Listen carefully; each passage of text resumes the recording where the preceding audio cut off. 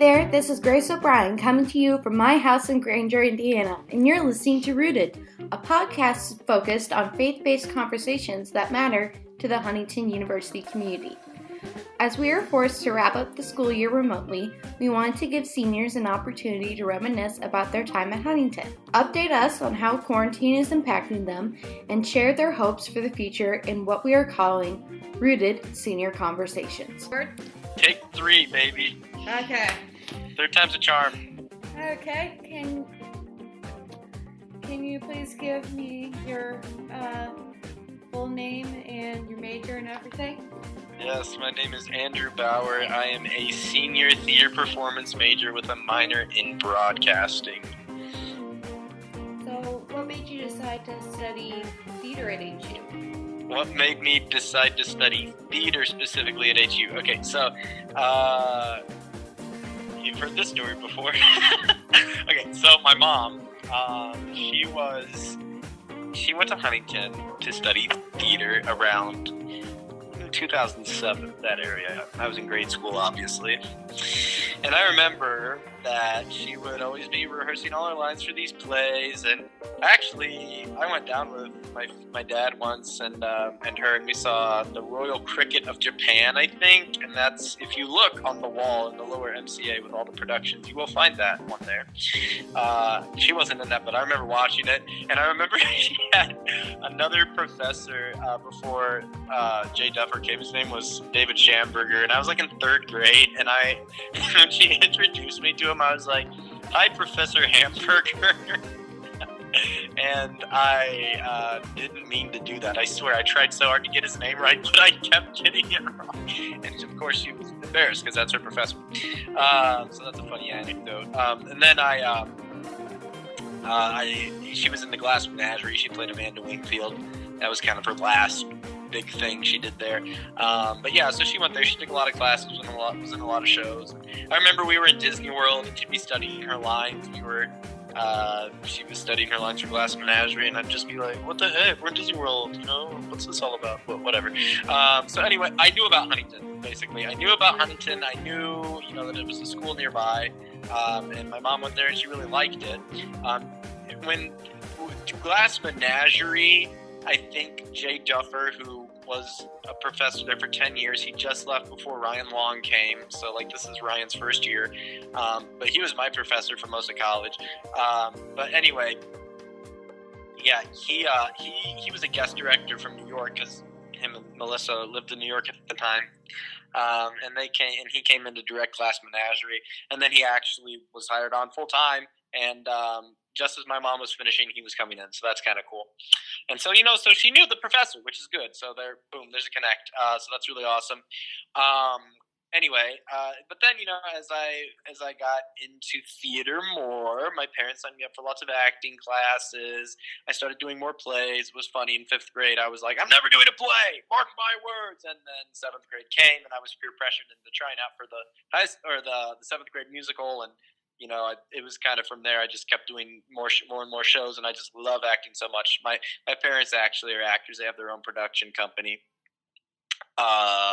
So that's kind of cool. And so it's always been in my blood, And I at first I was like, yeah, that's kind of a rocky job to get into. You don't get much money, you're always kind of like, you hear about the whole starving artist thing.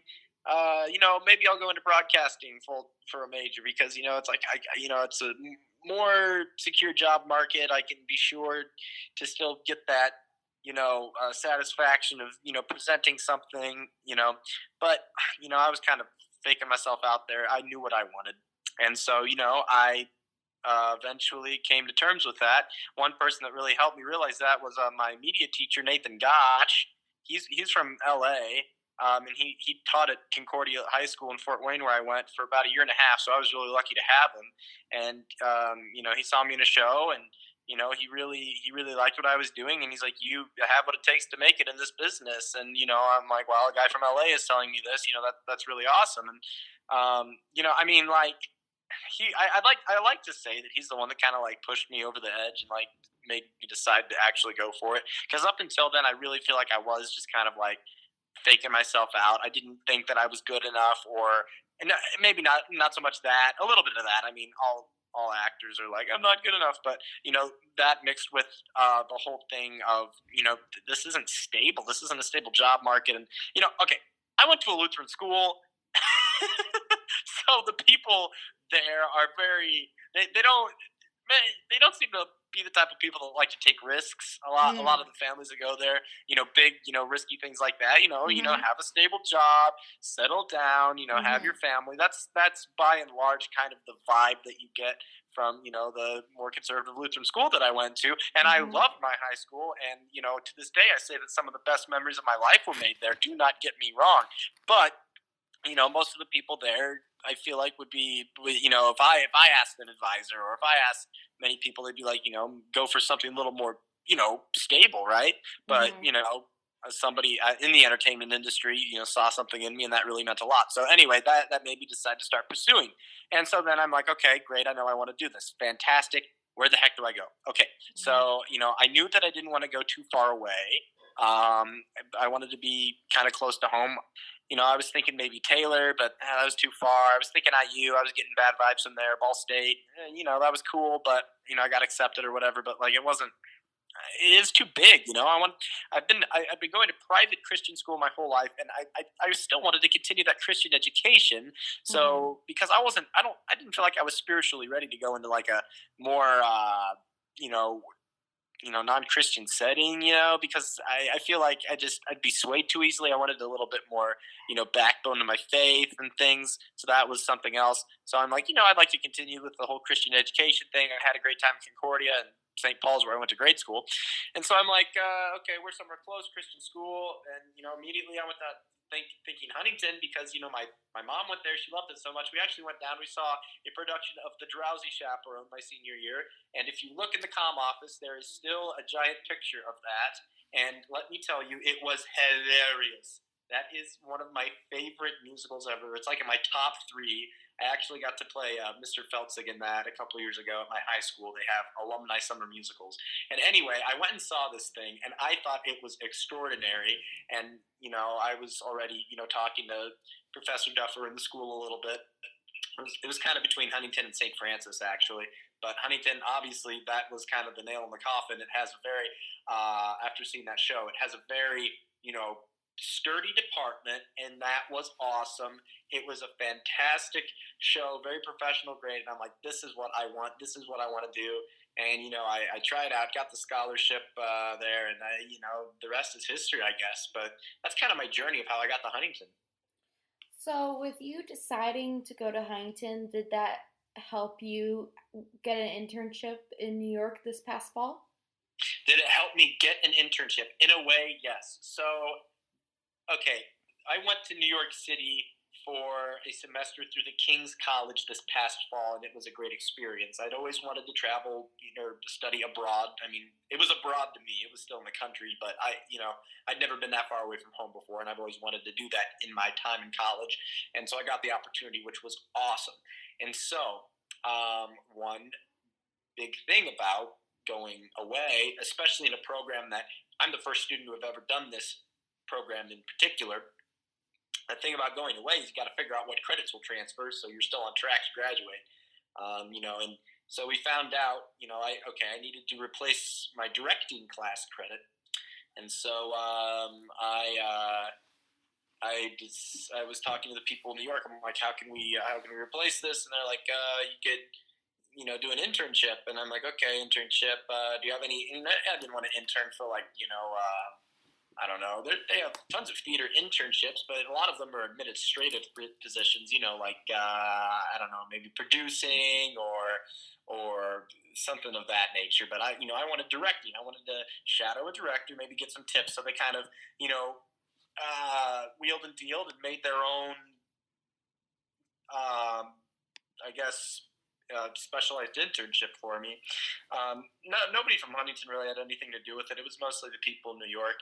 But unfortunately, I did the internship, but I was interning for a director, and he was doing a play version or a stage version of Paradise Lost by John Milton. It's the epic poem about Adam and Eve. And I'm like, oh, that's so cool. And he had me doing some stuff for it. He had me, make a props list, things like that. And I watched it get workshopped for a week, which is also really cool. But, at the end of the day, I didn't really get to see him like direct all that much. I got to see him do a little bit, but it wasn't like a ton. And yeah, it wasn't enough. He didn't ever give me enough hours. I needed 100 hours, and I had to figure out another way to do it. So, yeah, it didn't.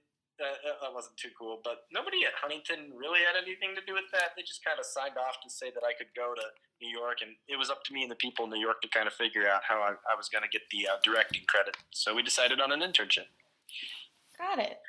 So what went through your mind when you first heard about the pandemic impacting classes and other community events at Huntington? Oh my gosh. Okay, so first reaction. It's kind of a two-staged thing. Okay, stage one was they emailed us and they said, you can come on campus. We're going to social distance. We're going to have a butt ton of hand sanitizer. We're going to, monitor facilities. You can only be in a building for X amount of hours. And, let's be honest, I was bummed. Okay. I'm like, man, come on. Like, this is so annoying and stuff. But also I was kind of counting my blessings because a lot of other schools were closing completely, like Ball State and other schools across the country. And so I'm just like, come on, man. Like, okay, fine. At least I'll be there with my friends. My girlfriend will be there. I'll get to be hanging out and still doing my thing and just have to be in the dorm more. I can deal with that. But then, not long after they sent that email 2 came. It was kind of stage 2, and they were like, oh, actually, you can't come back at all. Unless you're an international student, you have, personal reasons, you can't go home, or you don't have the proper technological infrastructure, i.e. Wi-Fi, to get your coursework done, then if you don't qualify for any of those, then you got to go. And so I'm like, well, I don't really have the leg to stand on here, and all my friends didn't either. My girlfriend had to go home, and she was honestly a big part of why I wanted to stay. And so anyway, then I went from, okay, this sucks, I'm kind of bummed, to heartbreak, because now keep in mind, I am a theater performance major, so I had a lot of final performances to do. Not main stage productions. We did Charlie Brown earlier, but things like, I think it was about 7 things. Let me see if I can name them all off. It was pre-pandemic.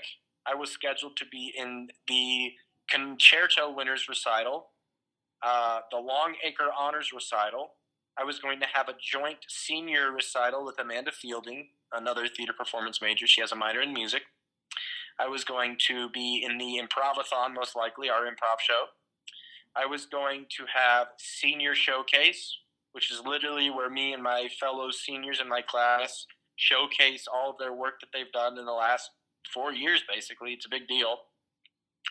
And I was going to have the Treblemakers concert. And so, oh yeah, and then the other thing was the opera theater workshop performance. So, that right there is 7 things, all gone. And, that stinks. And we're trying to make my recital work. We're going to maybe record it if the governor lets all the stay-at-home things, lets that go a little bit. It's supposed to start here soon, maybe. But everything's pretty much canceled. So that, on top of, okay, I'm also heartbroken because my girlfriend's leaving. And, it's not some like, boo-hoo, I'll see you in the summer or something.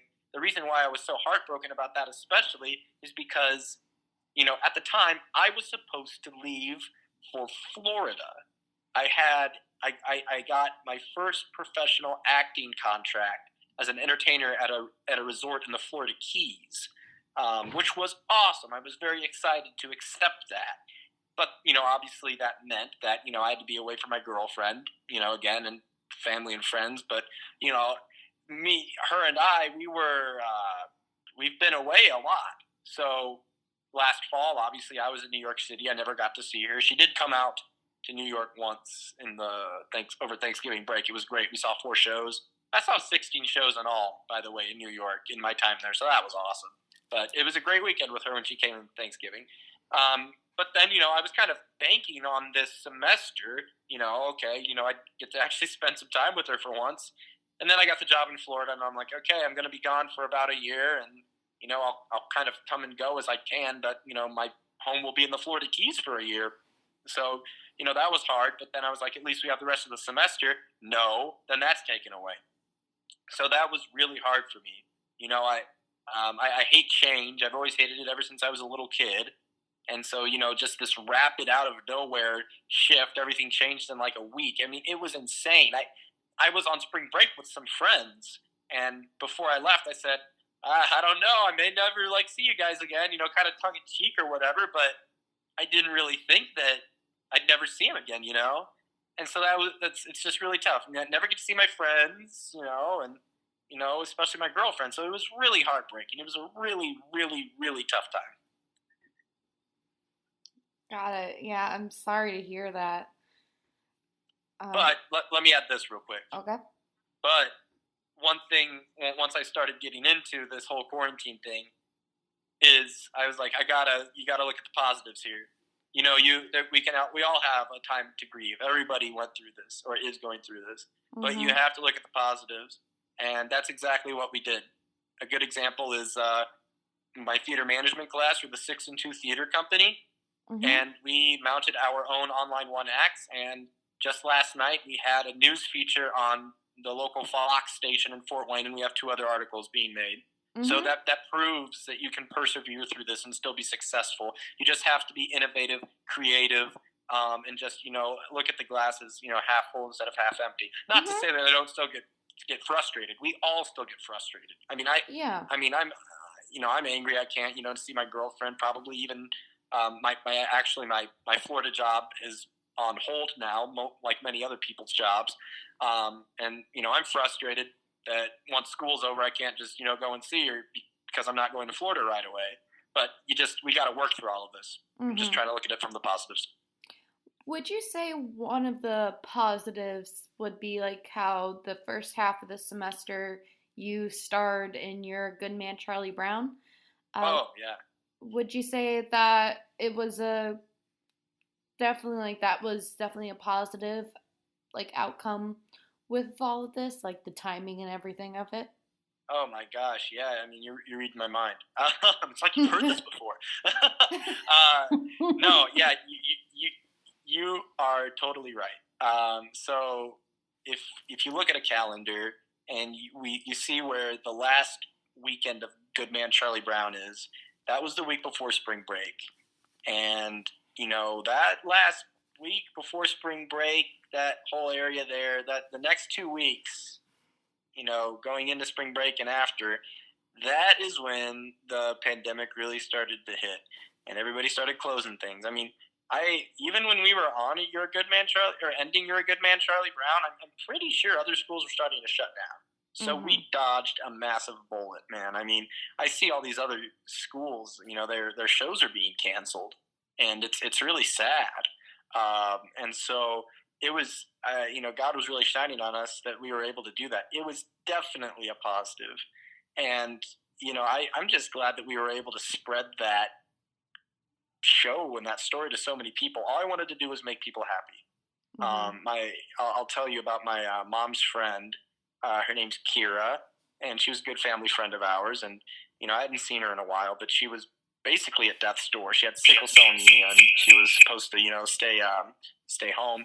But she's like, no, I got to see this show. She wanted to go out and see a nice, happy show with her mom. And so they came down, and I mean, this lady, she's amazing. She's just hobbling over to us on oxygen. And I'm like, wow, you came all the way down to see this. I mean, I hadn't seen her in such a long time. And, I'm like, wow, you came all the way down to see this. That's amazing. She's like, I wasn't going to miss it. Right.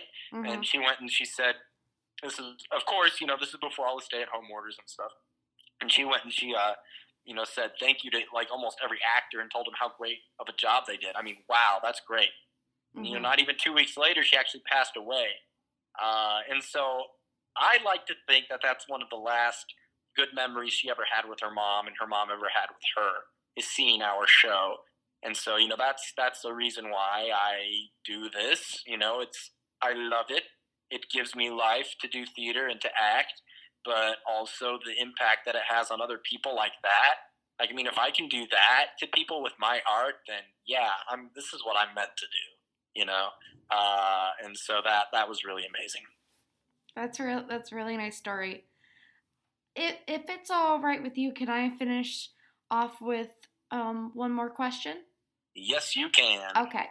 So, what would you say is your favorite memory from these past years at Huntington? All right, my favorite memory from these past years at Huntington. So, I gotta give you like a top three. Is that okay? Yeah, sure. Okay, I gotta give you a top three. Okay, so I'm gonna say junior year Davis Hall Follies was amazing. I love Davis Hall Follies. We won, right? I won Davis Hall Follies with Marco Evans. We did the Who's on First bit, Abbott and Costello, classic comedy bit. If you haven't seen it, go look it up. Get cultured. It's hilarious. Or hire us to do it for you. No. That guy, we're just a couple of like goofballs. I mean, if you like listen to us on BAM Talk on the radio, I mean, that's like that's the essence of us. We're just goofy, and we love doing stupid like comedy sketches and voices and characters and stuff. And like the dude's hilarious. He's great. Like he's a walking cartoon. And so we had a lot of fun with this thing. And so we learned the whole skit. And whatever. We didn't have time to learn it, but you never have time to do anything for Davis Hall. But you just got to do it. It's one of those things. And man, I'm glad we did because we won, and it was just awesome. And I remember actually, this is a flashback to a year from right around now, Forrester Night last year, my junior year. Mm-hmm. The winners of Davis Hall Follies, they get to go and perform one last time their act for really? Forrester Night. And so I remember we did it, and we changed a couple things. If anybody knows Marco, he's like really into race car driving and just cars in general. Mm-hmm. And he came on stage, but like the whole beginning of the act, as I come out, I'm like, oh, where the heck is this guy? Where is he? I'm waiting for my partner. I can't see him. Where's he been? And then he comes running on stage. If my memory serves me correct, there was like a spotlight on him maybe, and he's like, "Hey, I'm coming, Bauer! I'm coming!" He comes up, and the time we did it for Forrester Night, he has this racing helmet on, and I'm like, "What were you doing?" He's like, "I was trying to park my car or something, something stupid like that." And then I have this plastic baseball bat in my hand because it's Who's on First. It's like the theme is like baseball, and I remember I just hit his helmet. And the visor just breaks off and falls on the floor. And everybody loses it, obviously. This auditorium full of people for Forrester Night. And I'm like, well, okay. Did you stay in character? Oh, yeah, I think so. I don't know. I mean, it was funny. And so, it was really, really funny. And everybody loved it. We just went along with it. But I love it when crap like that happens. Especially for an act like that. It'd be one thing if maybe we were doing like, Hamlet, and it's at the end with the sword fight, and like somebody drops the sword in the audience. That would suck. But like, this was like goofy, so it lends itself to being, permissible, I guess. Mm-hmm. But yeah, that was. I just remembered that. But yeah, so we won Davis Hall, and I just loved that. That was great. And then after that, another great memory that I had was Olympiad, and we won that too. I was my junior year. We were the Moo Room team, and I remember we cleaned up on the MCA events. We did like a big farm themed acapella, and I was like the front runner for that. I sang. I was the lead singer for that. That was a ton of fun that we came up with. And then we did we did freaking, oh my gosh. Disclaimer, I love to embarrass my girlfriend. It is one of my many skills. We did an air band competition, and naturally we did Cowboy Casanova, right? We're all like farm themed and stuff. And so I'm like, I'll be the headliner for that too. So they dressed me up as Carrie Underwood, got me some beautiful leather boots, of course, like a dress or something, did makeup, blonde wig, and my girlfriend, oh, sorry, Paris, she was in the back, playing the air guitar, and she's like, to see her boyfriend up there being Carrie Underwood and flaunting what I got, that she loved it. and hated it. It was great. Hannah Sneed taught me choreography for that. I'm not the best dancer, but I strutted my stuff. You know I did. It was so fun. I was such a ham. It was great. Stayed in character the whole time, and we won that too. So those two big events were great. And then one other thing is just I remember my first Davis Hall. My freshman year, they had a band and it had Christiana in it, who was actually on The Voice, if you remember, a couple years ago. And she was they did like a cover of Seven Nation Army. It was great, and Smells Like Teen Spirit from Nirvana by Nirvana, I think, which are like two epic songs. And I like the whole entire like auditorium just rushed the stage. It was like a rock concert. And I remember freshman me was like, this is just awesome. I love this community. I love this campus. Huntington's campus and community is just fantastic. And then I do also have to just put in a plug for my theater memories too. I mean, I played Joseph, and yes, Charlie Brown was my senior project, but Joseph was my dream role in my favorite musical, and I got to play Joseph, and it was just amazing. It was like a dream come true, which is funny because he interprets dreams. And the costume was amazing. And Sarah Maloney, an alumni, she made it. The coat literally like glowed in the dark with LED lights in it. It was amazing. And I just like the dream coat, man. The dream coat was amazing. Dreams. But I love that. And then of course Charlie Brown. I mean, come on, it's my senior project. You know, I put a lot of work into that. It was a good last show, and I'm glad that we could make everybody happy with it. It was a good last hurrah for sure. So, Huntington will always be my home. It's where I made some of the best relationships and memories of my life, and got stronger in my faith and learned so much. And I'll be sure to always come back, visit, see all the shows, and I love that place. And that's why I was so sad when I couldn't go back. Everybody was just so hurt, because people love that campus. That is their home, and I'm one of them. So yeah, that's my story. I'm sticking to it. Well, thank you for taking the time to do this interview, and thank you for your patience and everything. No problem, and I hope that it recorded okay, Yeah. Thank you, Andrew, for joining us on this special episode of Rooted Senior Conversations.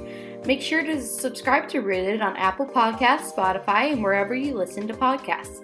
If you like our podcast, we encourage you to rate and review it. And as always, stay healthy, stay safe, and stay rooted, HU.